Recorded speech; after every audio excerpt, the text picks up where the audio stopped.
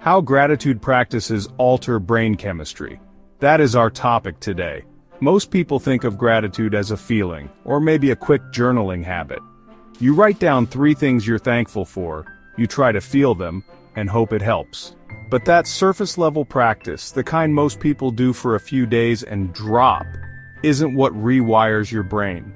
Gratitude is not just about emotion, it's a neurological intervention, one that changes the way your brain handles stress, decision-making, and even identity.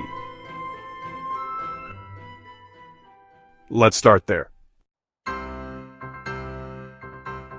When you engage in real, embodied gratitude, not performative, but actually felt, it activates multiple regions of the brain. The prefrontal cortex, which helps regulate emotion. The hypothalamus, which impacts sleep and metabolic balance. And most importantly, the ventral tegmental area and nucleus accumbens, 2 key players in the dopamine reward circuit.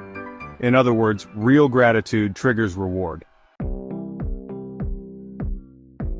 Not reward like a dopamine hit from your phone. Reward like long-term emotional regulation. The kind that makes your nervous system feel safe without needing to chase something external.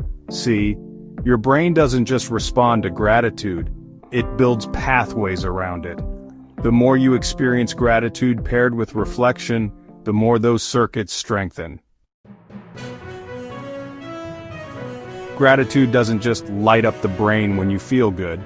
It can also recontextualize hard experiences, reframing memories through a lens of safety instead of threat. That's how neuroplasticity begins. Not with mantras, but with meaning.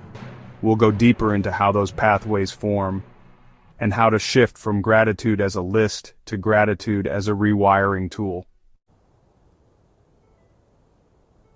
Now let's dive into the science behind gratitude. Understanding the mechanisms can help us appreciate its profound impact on our lives. So how does this actually change your brain?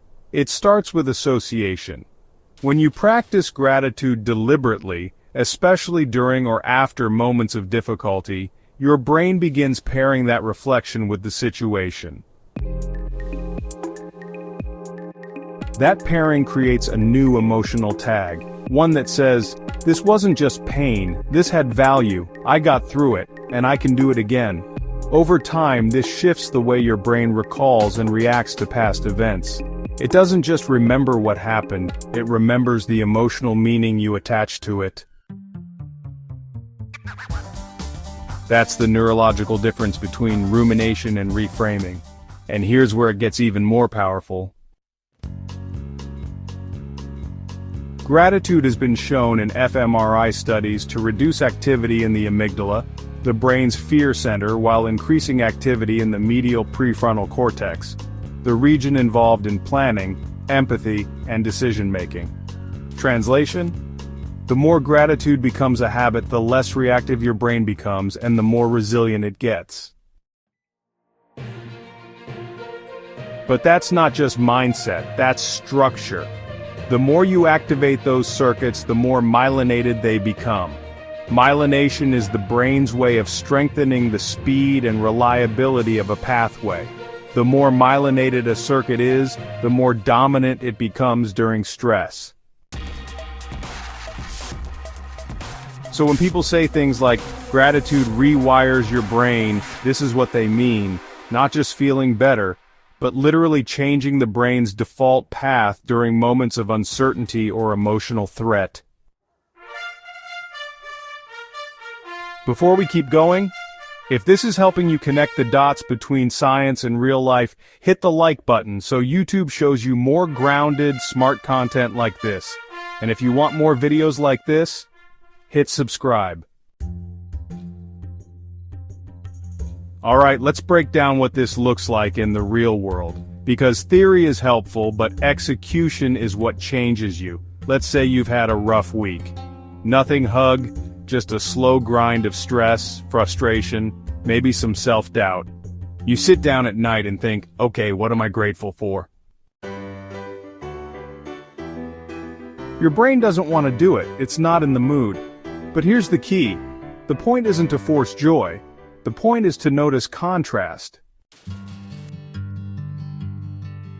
When your brain scans for what still feels okay even during struggle, you're activating two critical networks at once: the default mode network, where you reflect, and the salience network, where your brain decides what matters.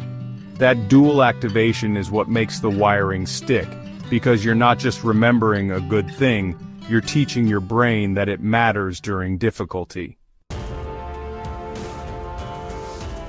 And here's the science behind it.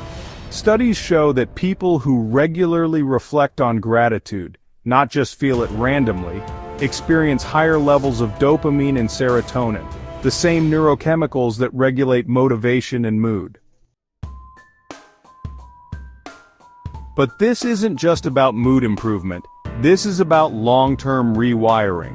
Because the more often your brain connects small wins to emotional safety, the more it builds what's called emotional prediction. That means instead of expecting dread, or assuming the worst, your brain starts anticipating relief even in hard moments, and that expectation changes your baseline. It doesn't mean life stops being hard, it means your nervous system doesn't collapse the moment it is. And over time, that internal safety leads to external change.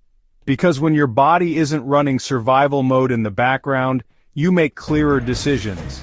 You try things, you follow through. Not because you're trying to be positive, but because your brain has new wiring to fall back on. Now here's what most people miss. Gratitude doesn't rewire your brain because you feel thankful. It rewires your brain because you practice feeling safe with what you already have. And that's a completely different outcome. Because a stressed brain can't process abundance. A reactive nervous system filters out calm. So when you train your brain to anchor in safety, especially during discomfort, you're not just making yourself feel better, you're building a new operating system. Let's break that down into something practical you can use today. Here's a simple but neurologically powerful practice. Once a day, reflect on one moment that felt good, but here's the twist. Don't just write it down. Describe why it mattered and how your body felt in that moment. Not just, I'm grateful for a walk, but I'm grateful I slowed down enough to hear myself breathe.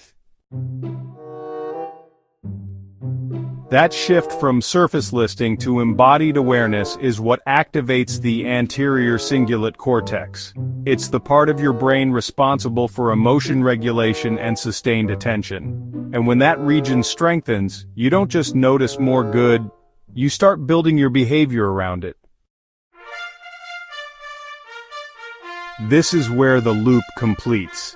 Because once your gratitude practice becomes neurologically rewarding, your brain starts looking for more chances to repeat it.